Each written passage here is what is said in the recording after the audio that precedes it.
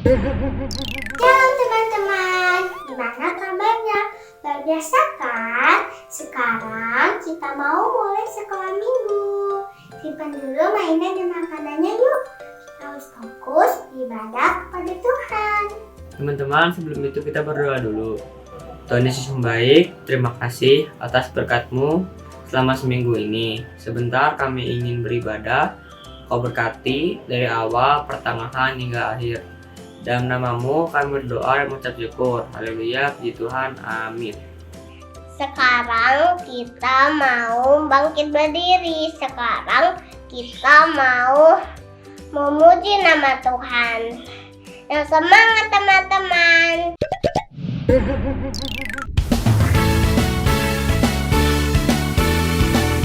Shalom adik-adik. Selamat datang di rumah Tuhan. Mari kita semua bergembira. Aku gembira, aku bersuka, menari, melompat, bertepuk tangan. Aku gembira, aku bersuka, menari, melompat, bertepuk tangan. Tralalala, ayo menari. Nari buat Tuhan. Semua siap-siap melompat.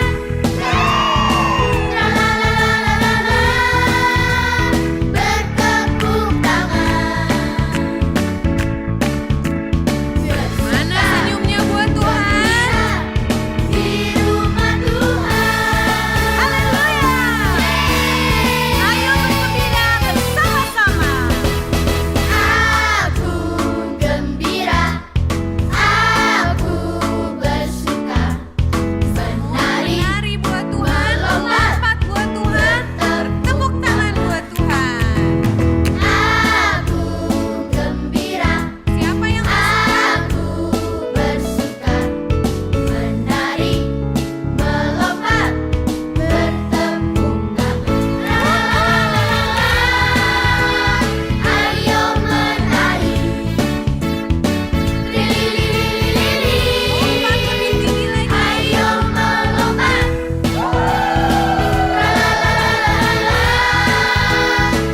Bertepuk tangan. Bersuka, gembira di rumah Tuhan.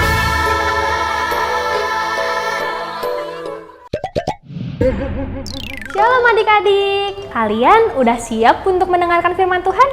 Kalau udah siap, adik-adik harus duduk tenang ya mendengarkan firman Tuhan dengan baik. Nah, buat adik-adik yang udah bisa nulis, boleh nih disiapin buku catatan, Alkitabnya, dan alat tulisnya ya. Sekarang kita mau mendengarkan firman Tuhan.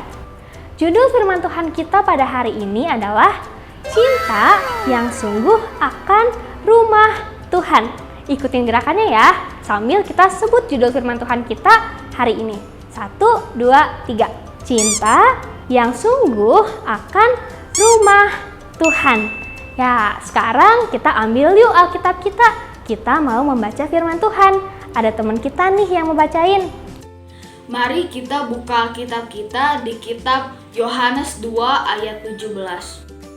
Maka teringatlah murid-muridnya bahwa ada tertulis, cinta untuk rumahmu menghanguskan aku. Nah, adik-adik, pada waktu itu orang-orang Yahudi sedang merayakan Paskah. Nah, laki-laki dewasa pada waktu itu juga harus pergi ke Yerusalem. Wah, ngapain ya kira-kira? Nah, jadi mereka itu pergi untuk datang ke bait suci dan memberikan korban persembahan. Nah, persembahannya itu adik-adik bisa berupa domba, burung merpati, atau persembahan uang. Nah, dan yang datang itu bukan sekedar orang-orang dari lingkungan Yerusalem saja, melainkan orang-orang dari luar Yerusalem juga datang ke bait suci untuk memberikan korban persembahan. Nah, adik-adik, bayangkan ya, mereka jauh-jauh datang dari luar Yerusalem, membawa korban persembahan, membawa domba, membawa burung merpati. Mungkin mereka sangat kelelahan Dan domba-domba yang dibawa itu bisa saja jadi tidak segar lagi ya. Nah, apalagi adik-adik, persembahan uang yang bisa diberikan di bait suci pada waktu itu hanyalah mata uang Yerusalem. Nah Kak, terus gimana dong sama orang-orang yang dari luar Yerusalem dan ingin memberikan persembahan uang? Nah, akhirnya adik-adik muncullah para pedagang di bait suci. Mereka memperjualkan domba dan burung merpati. Dan penukar uang juga ada di sana. Nah, hal ini adik-adik mempermudah orang-orang dari luar Yerusalem untuk datang ke bait suci dan memberikan korban persembahan. Nah, adik-adik, para pedagang ini sebenarnya mempermudah orang-orang dari luar Yerusalem untuk membawa korban persembahan. Karena kalau langsung beli di bait suci, domba-dombanya itu kan pasti segar ya.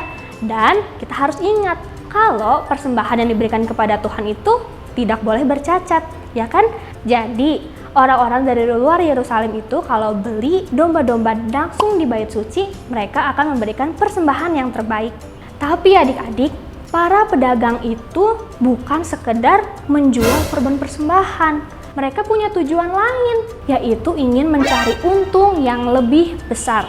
Mereka menjual korban persembahan itu dengan harga yang tidak wajar, dengan harga yang tidak seharusnya. Dan artinya mereka telah berbuat ketidakadilan dan ketidakjujuran, sehingga membuat Tuhan Yesus marah dan mengusir para pedagang itu.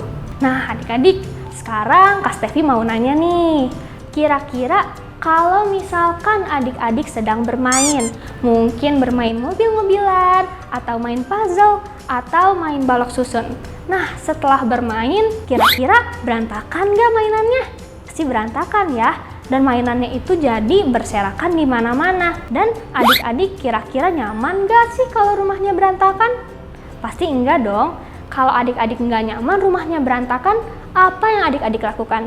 Pasti mainannya diberesin lagi ya kan? Diberesin, disusun lagi yang rapi, ditata lagi ke tempatnya supaya rumahnya itu jadi nyaman. Mungkin adik-adik juga nyapu ya rumahnya supaya rumahnya jadi bersih. Kalau kita cinta sama rumah kita, maka adik-adik kita akan menjaga dan merawat rumah kita dengan baik. Nah, sama seperti ilustrasi barusan, Tuhan Yesus itu sangat mencintai rumah Bapaknya, sehingga Dia tidak mau membiarkan rumah Bapaknya itu menjadi kotor karena dosa. Kotor karena dosa itu maksudnya kayak tadi ya adik-adik, yang para pedagang menjualnya dengan tidak jujur dan tidak adil, dan itu adalah perbuatan dosa. Dan Tuhan Yesus yang tidak mau melihat rumah Bapaknya menjadi kotor karena dosa, ingin membersihkan rumah Bapaknya. Nah adik-adik, mungkin orang-orang Yerusalem pada waktu itu melihat bahwa para pedagang itu baik dan mengasihi mereka ya, karena mereka memudahkan orang-orang dari luar Yerusalem untuk memberikan korban persembahan. Tetapi sebenarnya tujuan mereka itu adalah untuk mendapat untung yang lebih besar. Dan artinya tindakan mereka itu bukan tindakan yang sungguh-sungguh mengasihi. Nah adik-adik, kita sekarang ini mungkin sama seperti para pedagang itu ya. Kita seringkali bilang kalau kita mengasihi Tuhan, tetapi tidak ada tindakan yang sungguh-sungguh kalau kita mengasihi Tuhan. Misalnya, kita bilang kita mengasihi Tuhan, tetapi kita tidak mau membaca Alkitab, tidak mau berdoa, malah sekolah minggu. Artinya itu sama aja berbohong kalau kita mengasihi Tuhan. Kalau kita sungguh-sungguh mengasihi Tuhan, maka harus ada tindakan yang sungguh-sungguh mengasihi. Artinya kita berdoa, kita membaca firman Tuhan, kita melakukan firman Tuhan dalam kehidupan kita sehari-hari.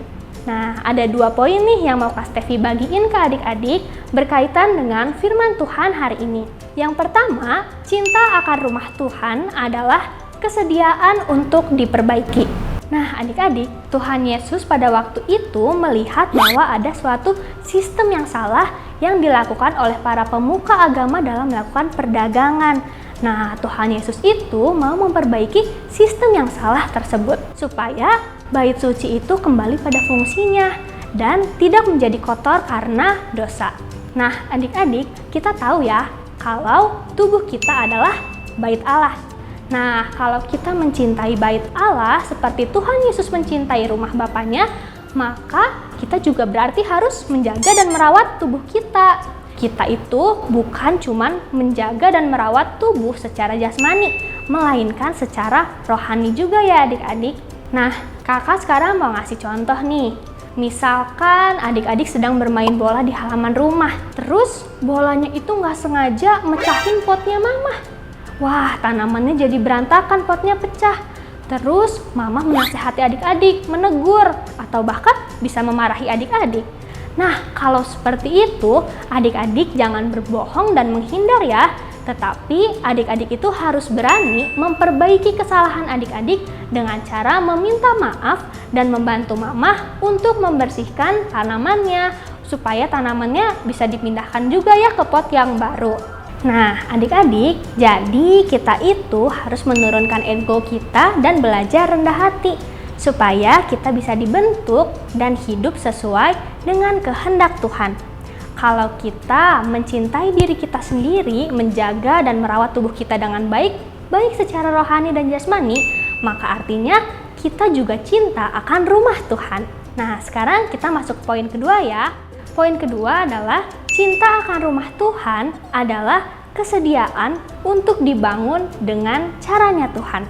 Adik-adik, mungkin kalau kita melihat caranya Tuhan Yesus mengusir para pedagang itu terlihat seperti mengacaukan ya.